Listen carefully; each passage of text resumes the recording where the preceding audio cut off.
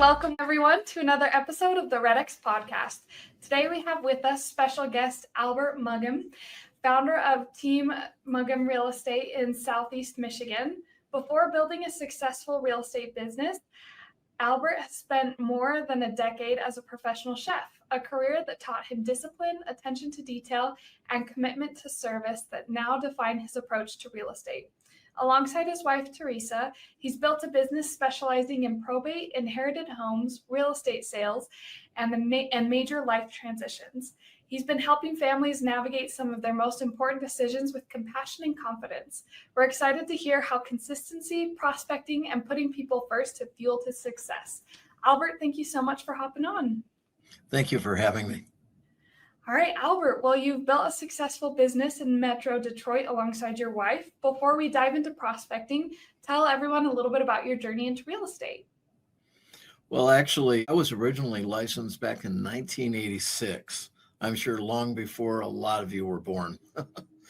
And life has taken some twists and turns, of course, in and out of a couple of different professions, actually. And here it is, 2026, and I ventured back into real estate about 7 years ago.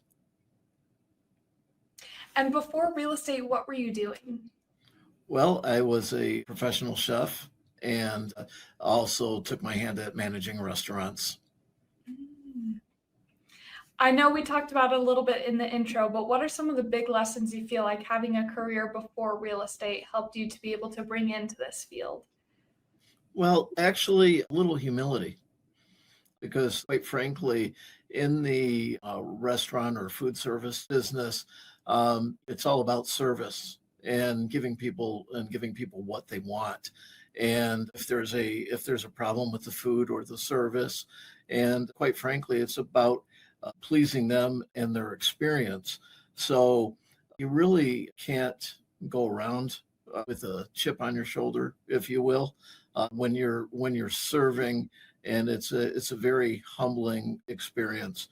Going by the table, touching tables, finding out what's going to make their dining experience more enjoyable, picking up their plates, as simple as picking up their plates and taking it back to the back. It's just a very humbling experience. And I think nowadays some folks can use a little humility.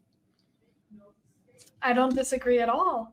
So tell me a little bit, because being a chef and working in the restaurant business doesn't sound like your typical stepping stone into becoming a real estate agent. So what ended up drawing you into the real estate field as a career? Well, I just knew that I've always had a passion, if you will, for real estate. I bought my first house back when I was 21 years old. And before I entered into the business, I felt that watching my father, I felt I wanted to be a landlord and venture in that way. I didn't even have my own first house at that point. And again, that was way back in the early 80s. That I decided to purchase a home, become a landlord, and that was my stepping stone into the real estate business. One of the realtors I was working with convinced me to get my real estate license. I thought it would help me in my investing. And again, life took some twists and turns, and I felt that it was a perfect time to jump back into it. I know your business isn't just yours, it's something that you and Theresa built together. How did that partnership begin?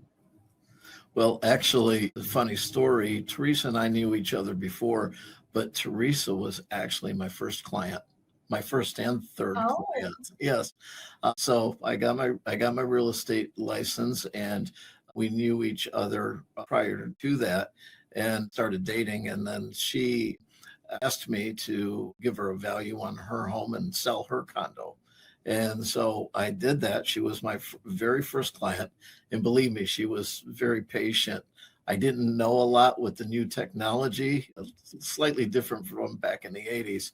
I didn't know a whole lot. And she was very patient with the learning curve that I had with the new technology. And I was able to successfully sell her condo with her patients, and then sell her new home. So she was my first and third client.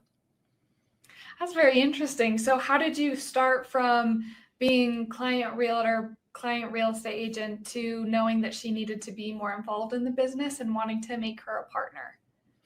Well, actually, the realization came actually during COVID. She was back in 2020. She was a physical therapist assistant and working at the hospital.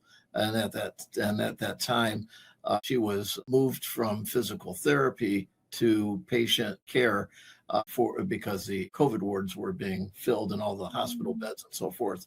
So they transitioned most of the care workers and so forth. It was at that time, and with real estate essentially being shut down in most of the country and so forth, um, although still trying to navigate through when we were coming out of that, the business started getting, of course, a 2020 and 2021 boom of real estate at that point, and my business started to get a little bit busy. She started first helping me with transactions. She didn't need a license for that and so forth, but the natural transition was for her to get a license, and that way she wouldn't be restricted on how she can help clients. So she took an online course and got her license and transitioned into a team real estate, and then she was able to quit her job at the hospital. That's awesome. I feel like you don't hear too many stories about business partners being spouses. Well, it certainly was interesting. Again, she started helping me before, and then when we got married and entering into a full partnership together, it worked out. And really, with the crazy hours that realtors lead, it works for us. It would be an awful relationship, if you will, me working all hours of the nights and weekends, and her getting off at 4:30 at the hospital. So naturally, keeping the same hours does help. Of course. And what's the biggest misconception you think people have about working with their spouse? Well, I think that they think that if you're married, that there's really not going to be any difference as far as being partners. But being partners in real estate is different than being partners in life. And it was an adjustment, let's just say, because aside from the separate times that you're in different offices, or I go in and she stays in the home office, we're basically spending 24/7 together. So you're always connected, you're always together. So being said, it's certainly an adjustment of spending all your time together and not being separated, if you will. For those of you that don't know, Albert did previously with us an interview for Prospector of the Year. And I know that in that you talked about how you knew from the beginning that prospecting was going to be a part of your business. What was it for you that made the prospecting had to be a part of your business? Oh, it absolutely has to be part of the business. There's a certain level of business, if you will, that you can get from your sphere. Case in point, Theresa being my first client, and knowing her before. So my first course of business was from my sphere. That being said, regardless of how many people and how active you are socially, well, quite frankly, if you just relied on your sphere, most realtors would starve. And I knew that I had to prospect, and it was my first broker that went ahead and turned me on to REDX and said, "Here's a list. They're able to provide it for you, and you need to start calling and striking up conversation." How long did it take before you felt comfortable prospecting on the phone?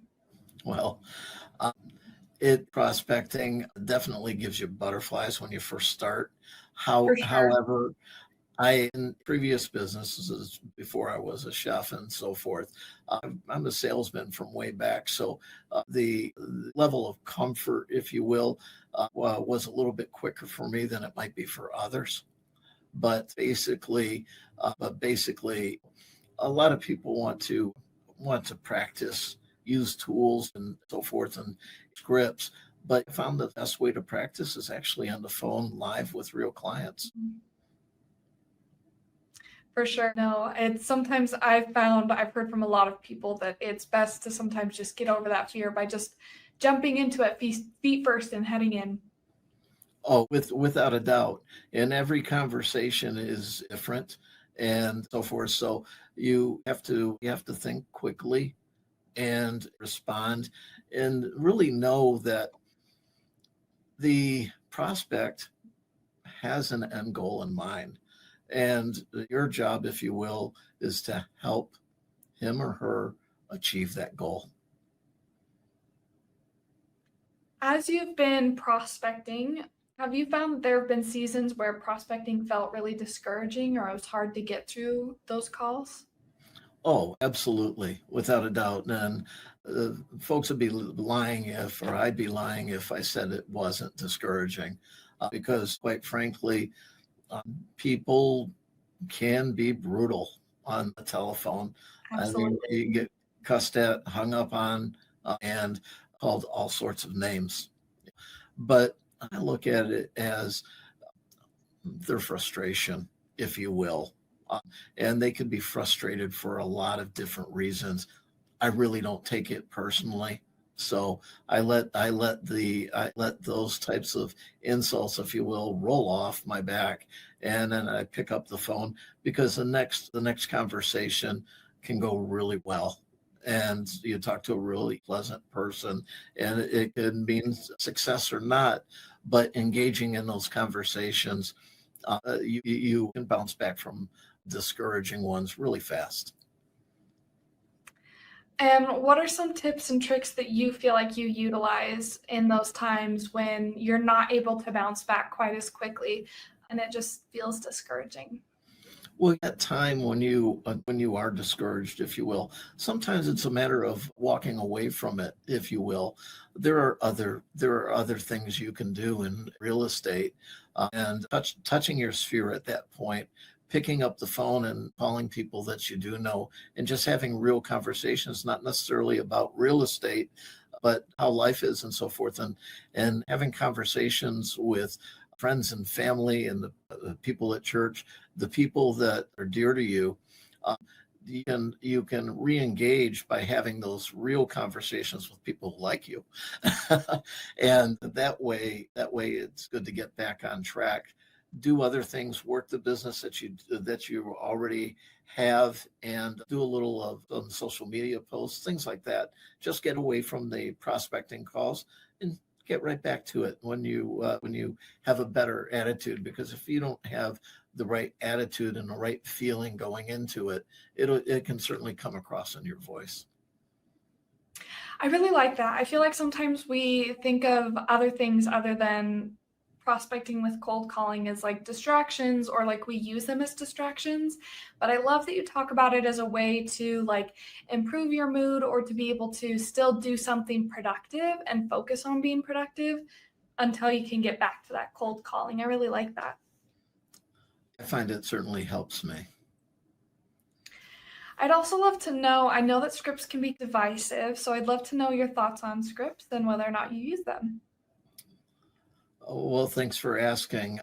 Well, quite frankly, I personally think that the best script is a no script. Okay, I'm in that camp, if you will. And I know, again, that could be divisive.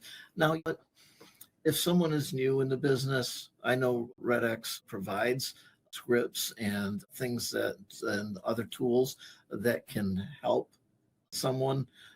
But for me, it's about real conversations. And if you are too scripted, if you will, not able to bend and flex the conversation and engage. The problem is, I don't think some folks reading from a script listen very well. Mm. They listen for the objection, and then they want to go ahead and go into the next line of the script. But if you listen, you have, well, two ears and one mouth. If you listen twice as much as you talk, then perhaps you can see where the objection really is coming from, what's driving that objection, and perhaps if you can relate better to the prospect, you're more likely to get a positive outcome. So then you believe that listening will be what helps build trust with the person on the other end of the phone, as opposed to following a script and having that like objection handler ready to go? Listening and being authentic. Believe me, people are smart, and they've been around, and quite frankly, they can hear when you're not being authentic, or when you're just reading from the script, when you're just trying to make a sale, get that next deal. They can hear it. If you're authentic, and you speak from the heart, and listen and really care about what's happening in their lives, they can definitely hear that. Oftentimes, when I'm on the phone with someone, they're like, "You don't sound like every other realtor. You don't sound like the last 10 people I just talked to." And they'll engage in conversation, sometimes 20 and 30 minutes on the phone. And quite frankly, most folks, from what I understand, if they're not getting an appointment in 5 minutes, they move on into the next call. I'll engage in 20 or 30 minutes, even if it doesn't result in a phone call or an appointment. If someone is terrified of making calls without a script, but they're interested in getting started, what advice would you have for them? Well, frankly, again, I also would say then if a script makes you more comfortable, then you can certainly start that way. I wouldn't go ahead and uh, use the script word for word. I would go ahead and understand the script and put your own personality on it.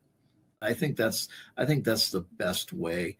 And quite frankly, the more conversations you have, the more you talk to folks, the easier it's going to be. It's the easier it's going to become. It's the same, not to get off track, but with something like social media, the first time you start talking in front of a camera, boy, it's just absolutely awful. And then when you do it repeatedly, it gets easier and easier. And I think with anything like that, just start making the phone calls, having the conversations, and eventually it will just be second nature to you. I really love that. And I love that I feel like I've heard consistently throughout several answers that you've given that it sounds like you're not focused on trying to sell people, but that you sound like you're more interested in understanding them and being authentic. I'd love to know how you found that makes such a difference in your business. Because I like you said, a lot of people are very focused on ready to go next every 5 minutes if they're not really willing, or if they're not ready to set that appointment or get that email or get to the end of their goal. Oftentimes they move on, whereas you're willing to hang out for 20, 30 minutes, and maybe hang out has a wrong connotation, but you're willing to be there for 20, 30 minutes to have that conversation with them. How do you feel like that has grown your business or helped you in your business? Well, simply by the response that we get, and the response that I get on the telephone, the more you're willing to help, the better response that you do get, and the more appointments that you get. And so it's the little successes that keep you moving forward. And when you succeed, you just do more of what caused that success, if you will. So those little wins each time, getting that appointment, getting someone to say yes, tell me more, um, and as they're able to spend some more time on the phone with you. It's those little wins that keep you going, if you will. I really love that because I feel like it sounds like even if you're not immediately getting the listing appointment, it's a really good way to help grow your sphere of influence and maybe even get referrals. Oh, absolutely. And but if they're willing to do two things, stay on the phone with you and give you an email address, you Mm. basically have a win. All right. If you can keep someone engaged longer than 5 minutes on the telephone, and they're willing to give you an email address for a follow-up, that's a win, whether or not you get a listing appointment. So is that your goal with the conversations, or is that just the happy outcome? Well, that's a happy outcome. I think everyone needs to understand that you're never going to get a you're never going to get a listing with the first phone call, period. So it's always gonna require a follow-up phone call. So nobody, and including myself, is going to sign a contract with just a single phone call with a cold call on the telephone. They're just not. You do need to be able to get in front of them, look them in the eye, and shake their hand. Then there's a certain level of trust there when they're able to meet you face to face. I love that. And I think that through a lot of your answers, both in your interview for Prospector of the Year and here, it sounds like empathy and connection are really big themes for you. Why to you is empathy such an important skill for prospecting? Well, again, if you understand their motivation, because quite frankly, it all boils down to motivation, and a lot of cases, as you read in my earlier bio, the we have helped in our niche market, if you will, is folks going through life transitions. So you're moving a elderly parent to an assisted living facility, and you need to help them purge their stuff and sell the house, or a loved one has passed after being in a home for 60 years. And now there's an emotional attachment to the home, and going through that is difficult for anyone. And if you are able to empathize and really come alongside them as a partner, then quite frankly, they're more apt to trust you. I'd love to know too, because I feel like with empathy, oftentimes it means opening up a little bit more and being vulnerable, even if it's you're not sharing things, but just being willing to feel those emotions. But as you mentioned earlier, sometimes people can be nasty on the phone when they are pushed or they have a rough day or whatever it is. So, how do you balance having thick skin with using empathy and being authentic with people? Well, the thick skin comes from years. With the years, I'm not a spring chicken, and that comes from years, and so forth, and being exposed to a lot. So that and the empathy part is simply my heart, and you really can't fake that. Very true, very true. I'd love to switch gears a little bit. Would you be willing to walk us through your typical morning routine? Sure. um, well, frankly, the morning, uh, over coffee, I like to get up super early and have a cup of coffee and spend time with God. And quite frankly, that's what centers me, is my conversation, God, and prayer. And that being said, and when Theresa is up, conversation with her and spending time, Theresa, going on our morning walk. So the thing you need to remember is you time, okay, at first, before you start the workday. All right. If it's all 100% work, that's the recipe for burnout. And then once I get myself together, in the morning, it's checking the calendar, uh, looking at emails, and really once the 9 o'clock hour hits, okay, that's when I start on the phones. I know some folks start earlier than 9 a.m., but I don't like to be a nuisance to people. So I feel that calling from 9 a.m. Is probably a good time to start.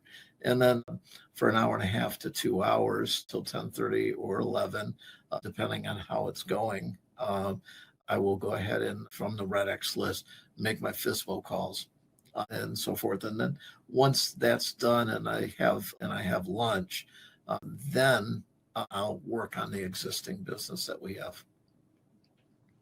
I love that. I feel like oftentimes we talk about protecting those prospecting hours to get those in, which are important, but I also love that you hit on making sure you protect your you time as well to be able to center you and help you throughout your day. I feel like that's so important. It's a big part of the morning, and I feel that the entire day is off if I don't focus on my home life and myself and me and Theresa first. And how has consistency been able to change your business over the years? Well, it's a steady growth. You can map out the growth from year one all the way up through year seven with the chart that just goes on a 45-degree angle straight up. And every year is better than the last year, and it continues to go up. And if you have those types of successes, and then really even successes in even down markets, then you're probably doing something right. So even with your successes, you still feel like there's another level or another place for you to reach. Why do you feel that? Well, it, I gotta tell you, there's a certain feeling sometimes about contentment also. Okay. Listen, I understand there's some young go-getters out there that want to build teams and grow their businesses as big as they possibly can. For me and Theresa, I just want to carve out our piece of the pie, if you will, and be content with our piece of the pie, if you will, and be content with our piece of the pie. If we can go ahead and help a number of people throughout the year and make enough to live on, and enough to give back, and enough to take care of ourselves, then we're perfectly happy. We're content. It's whatever we're blessed with. I love that. I love that. So what are your goals as you look forward? What do you hope your business is going to achieve in 5 years from now and in the next 5 years? Well, frankly, it would be great. There's a lot of legacy realtors out there that basically don't have to make a single phone call out. Their phone rings in. Those are the ones that are 20 and 30 years in the business. Everybody knows them.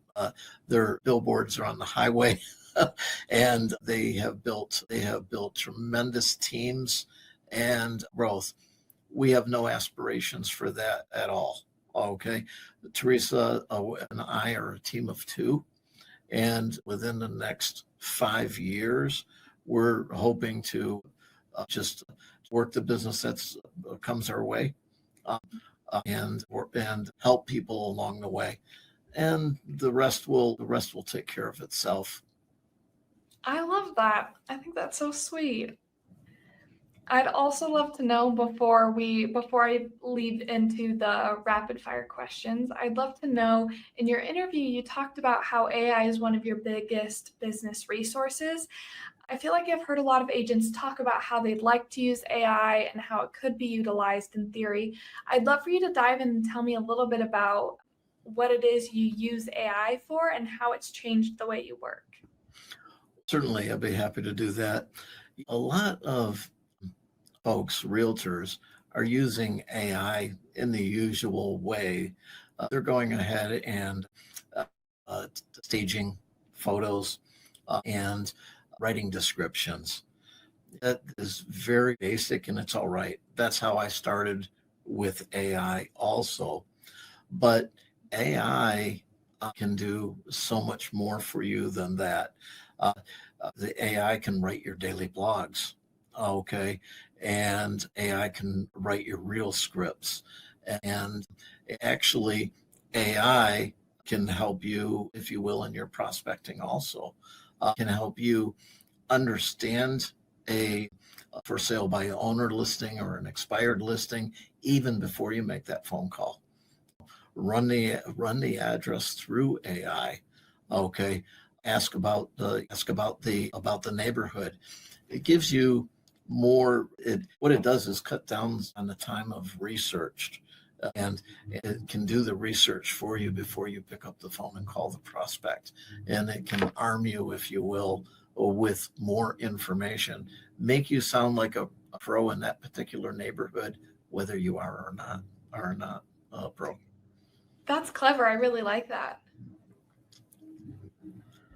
All right. I'd also love to know, we often talk about how agents should use AI. I'd love to know, is there anything you think agents shouldn't be using AI for, or that you would heavily discourage agents using AI in? That's a very good question. I haven't thought too much about that because I've used AI proactively. I think where agents get it wrong is when they go ahead and make, if you will, AI social media posts that are clearly AI. It may get views and maybe some likes and so forth, but frankly, when it comes right down to it, if somebody's trusting you with a $500,000 investment, their largest investment, and so forth, I think authenticity trumps AI all the way. And if you go full board AI, simulating your image and your voice, because you don't like to be in front of the camera and so forth, and do that thing, I think that's just taking it a little bit too far. I would caution anyone to simulate their image, if you will, and use that because, quite frankly, authenticity wins over. I love that. I love that. All right. I'd love to ask a few rapid fire questions if you have the time. Sure, go ahead. A All little right. nervous about those, but like a game show, but go ahead. All right. All right. Coffee or energy drinks before prospecting? Oh, coffee for sure. All right. All right. I think I know the answer to this, but morning calls or afternoon calls? Morning calls, definitely. What's the biggest myth about cold calling? The biggest myth about cold calling is that they're hard. They're really Mhm. not. What's the best prospecting advice you've ever received? Best prospecting advice I ever received. That's a good one. Um, you said rapid fire. I'm not sure I have a good answer for that one right off. Can I hit pass? Yes, All you right. can. All right. And what's your favorite REDX feature? The lists. Frankly, you guys have concise lists with phone numbers and contact information that work, that are the actual contacts for the prospects. So it's a concise list. I don't have to hunt Zillow and forsalebyowner.com or any of those. I just sign into my REDX list, and there they are at 9 o'clock every morning. And I prospect from that. It's what I rely on. And then finally, what's one business habit you'll never give up? Well, quite frankly, I don't think I will ever give up prospecting. Uh, I can't, because then the business will die. Um, you need to do it all the time, every day. You need to make phone calls. Sometimes you need to make more. Sometimes you need to make less. But quick story, if you will. I was able to, from a prospect on REDX, make a call, get invited over to the gentleman's condo within 10 minutes. He says, I'm here now. Can you come now? Sign him to a contract 30 minutes after making the initial phone call. So uh, let me tell you, it doesn't always work out that way, but sometimes you get people at the right time, and you don't ever know when that right time actually is until you make the call. I love that. I love that. Well, thank you so much for joining us today, Albert. I feel like I took a lot of good notes, so I hope everybody out there did too. Thank you, everybody, for joining us as well, and we hope to see you all back next week for another episode of the REDX podcast.